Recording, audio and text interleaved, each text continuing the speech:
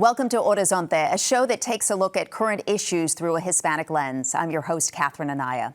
With climate change and more intense heat forecasted for Arizona in the coming decades, one Arizona grassroots organization is working to protect our barrios from the impact of climate and inequity through environmental justice initiatives. Here to tell us more about AZ Land and why their work is so critical to Arizona's future is the founder and CEO, Reggie Carrillo. Nice to have you here, Reggie. Thank you. Thank you, Catherine. Thank you, Horizonte. Thank you to the team for having AZ Land and for providing the space for us to just talk about the work we're doing that's essential in this time and space. Well, I'm impressed by your work, and I want to talk a little bit about what environmental justice or climate equity looks like, particularly for when we're talking about our historically impacted and predominantly Latino communities. Yeah, I like to step back. I'm a former educator by trade, so define environment and climate because a lot of people get those mixed up. Right. But the environment is really related to the land, the resources on the land, the flora and fauna, and the ecology that is on our land. And when we talk about climate, we're talking about weather trends over a 30-year period. And we're having beautiful weather today, right? Yes. It's very rainy. And so when we're talking about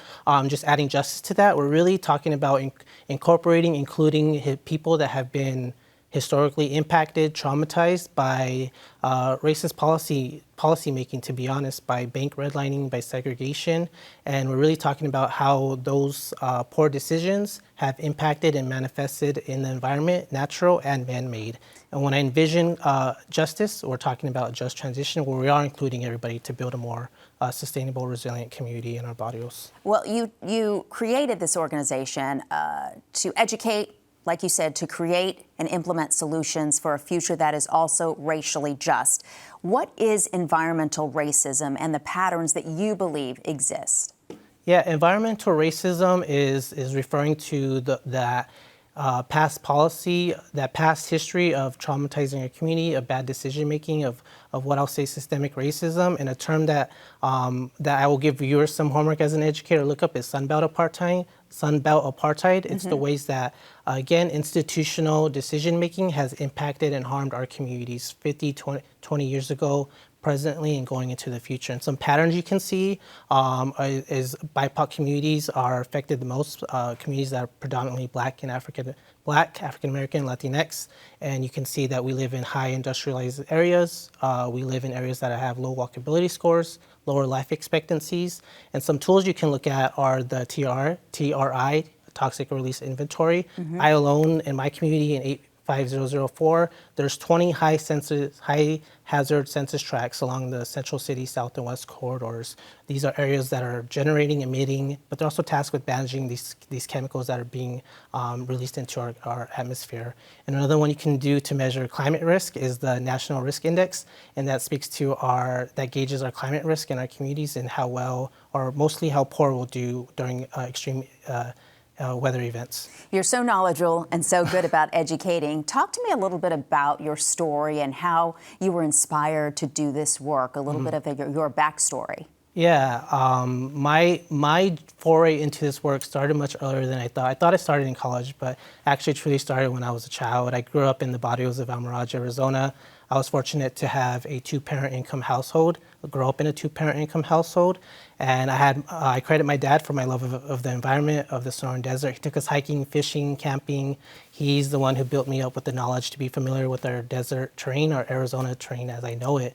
I credit my mom with being civically and politically active, and those coupled together made me the person I am today. Unfortunately, when I went from middle school to high school, I lost my mom to lung cancer. She was diagnosed with stage 4 lung cancer, and within 5 months, my mom was gone. And what I had always been taught is you engage in these individual risk factors, you suffer these outcomes, right? These individual outcomes, and programs like DARE had taught us that. And what I knew to be true of my mom and other fatalities of my family is that didn't make sense, that wasn't true. And so I had a lot of questions, and I credit Zora Neale Hurston, who says there are years that beg of questions and there are years that beg of answers. And when I went to college, I got those answers. I studied global health, which is a more comprehensive view of what impacts our health, looking metaphorically at what's in the water and what's in our environment, natural and man-made. And that was the aha moment I needed to realize my mom never needed to smoke. She just needs to live in the city of Phoenix, which is the 5th most polluted city in the nation. And that's why that's why her health was impacted that way. And so when I stepped into becoming a public school educator, I saw my students dealing with the same level of climate anxiety, fear about their communities, and I knew that I had the expertise, the experience, the education to provide them with this rigorous level of education and show them that they have the power to change the future of what's happening right now. Well, how are you reaching these students? And I love that you do. You go into, middle school and talk to these students about what your work is doing. How do you reach them in new and innovative ways that engage them? Mm-hmm. We have what we call our Educator Academy. And so for me as a public school educator, it was important that we take our students beyond the four walls of their classroom. We know that traditional styles of teaching, the learning occurs in classroom, and with our Educator Academy, we can speak more about it. But one of the things we do is coordinate field trips out into their community. We take them to the Holcomb Center, we take them to the Sidivaki Museum, and one of the places we take them, which is a perfect case study of environmental racism, is the Rio Salado in South Phoenix. Mm-hmm. There alone, you can identify 19 landfills. You can see in the south, a more highly industrialized area, and you can look at to the north, where downtown Phoenix is, where more affluent white communities are, and you can just see the stark difference. And so we take our students there, we task them with investigative learning lessons where they can investigate urban heat islands, they can investigate green spaces, and they can also, one things that they go and investigate along that river are nature-based solutions. All issues and solutions that we can implement in our community. And so are they able to connect with that on a deeper level because they are really hands-on in the environment and able to translate it better to their own lives? Yeah, they are, because these are fun, engaging activities that we do. We also root their work in their own culture, in their own identity, in their own history. So they're learning about environmental, climate justice issues, but they're also learning about their own culture. I, for one, grew up ashamed of my culture. And again, when I went to college, when I learned about the trailblazers, the icons in my own community, in my own history, I began to be instilled with that sense of pride. Another thing in terms of engaging activities, when we taught about renewable energy, one of the things we had students build was renewable energy cars, where they got to learn about solar power, they got to build little cars, and then they got to race them. And we gave the students whose cars won and were more creative, we gave out giveaways to them. And so we try to make it as fun as possible, we try to make it as engaging as possible, and we try to make sure that these ideas we're talking that seem abstract, we try to make them create hands-on activities so that they can feel touch what they're learning about. That's fantastic. You also do an initiative. It's called the Barrio Innovation Approach, and the phases of your grassroots efforts to improve and protect the sustainability of our neighborhoods. Can you tell me a little bit about how that process works? Yeah, environmental justice scholarship says overwhelmingly that if we're going to implement these solutions, we have to be working with community members, we have to be centering community members. And the Body Innovation Approach is a highly grassroots collaborative approach that says just that. It supports the phrase that those most impacted by these issues are the ones closest to the solutions. And so it supports that phrase, and it says if you're an entity, if you're a private, nonprofit, an organization, you want to work with communities, don't just talk the talk, but here's a framework to help you and support you in this process. And the first thing that we say with the Body Innovation Approach is you have to carry a mindset of abundance. So shifting mindsets.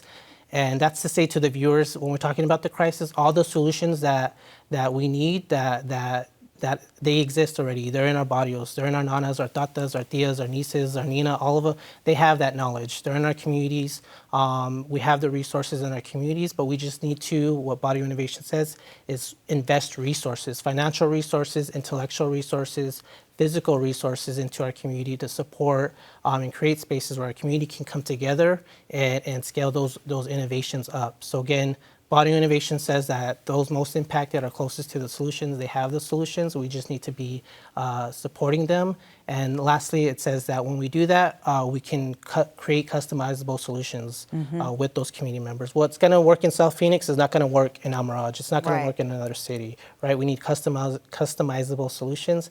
And then from there, we can create transformative pathways. And to guide that, we need to be able to elevate education about the community. We need to be able to make sure that research and data is accessible. We need to create space where we can future build, dream without limits, and not just dream, but action advocacy is that last phase, is saying that we need to work to raise awareness about these issues and ensure that our dreams are becoming tangible realities to transform our communities. We need communities that have solutions, resources that we can feel, touch, and that also, most importantly, nourish us too. And that awareness is such a key component to everything. Talk to me a little bit about how you engage with the artists to go out in the community, because I know you host a lot of community events to really create that awareness and education. How the artists are able to use their special skills to bring and visualize some of these concepts together for the community. Yeah, so we have a project called Theater Arte right now. Again, former public school educator, my co-founder Monique Franco, former educator too. We realized that 1950s style of teaching, not everybody engages with that style of teaching, right? And when we're talking about seemingly controversial, stressful, traumatic topics, issues, we realized that, again, that traditional style of teaching is not the best conduit for that. So with Theater Arte, we work to support local emerging Arizona-based artists, and we identify environmental climate justice topic that they want to teach about, and then we help support a series of workshops. So we have 2 that are live right now, one focusing on fighting and protecting our public lands. These are communal spaces that everyone should have access to, that the next generation should have access to. And we have an upcoming workshop focused on creating piñatas about public lands. And so that's exciting. And so again, art is a very powerful tool to engage people about these issues. It's a very powerful tool to root these solutions, these ideas, these dreams in our own cultura, in our own tradition, to get people to relate, to step into. And astoundingly, when people do this work with our artists, they feel a sense of calmness and being comfortable talking about, again, seemingly controversial, stressful issues. It's so important to get them comfortable in that connection. I agree. Yeah. Yeah, great work. Tell me about the work that AZ Land is doing on a city and state level. What kind of support are you receiving, and how is your research and your advocacy influencing that kind of reception? Yeah, so we have a huge partnership with the city of Phoenix. Thankfully, just for all residents in Arizona, we have a leadership that has launched strong initiatives, master plans. We have the Office of Resiliency with the governor's office, and at the city of Phoenix level, where we do bulk of our work. We say we go where we're invited, and Phoenix is a wonderful place for us to do that work. They launched a Shade Master Plan. So we don't recreate the wheel. We work with the city of Phoenix, but our job is to really connect those solutions, those initiatives, and make sure that we're working to redistribute resources to support our community and the solutions they have.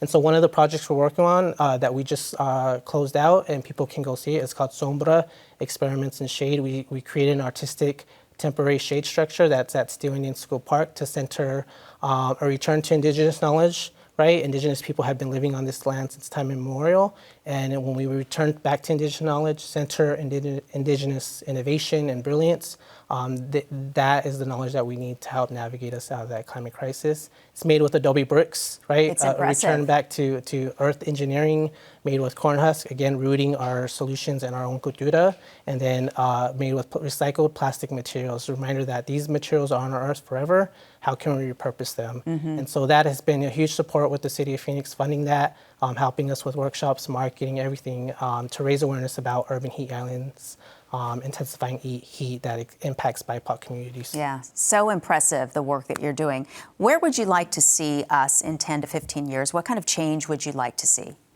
When I look at us 10 to 15 years from now, I like to see that governments, everyone's working together. Again, it's going to take collective action for us to address these what seem insurmountable issues. But again, all the solutions are there. The resources that exist at the top need to flow to the bottom, and the solutions that exist at the grassroots level need to be supported, because those are innovative resources. What I would like to see is us implementing what I described earlier, a just transition, where BIPOC communities, those most impacted, are not just at the decision-making table, but are being resourced and invested in, and that our communities are more walkable. We have extensive light rail. We have more green space canopy coverage, more access to nutrition, all that type of stuff is what I would like to see in our communities. Well, I would like to remind people that, again, you do great work, you do great community events. They can find out more information and learn how to support AZ Land as well by going to your website. It's azlnd.org. Reggie, thank you so much for joining me. I appreciate it. Thank you for having me, Catherine. Good to see you. That's our show for now. For Horizonte and Arizona PBS, I'm Catherine Anaya. We'll see you next time.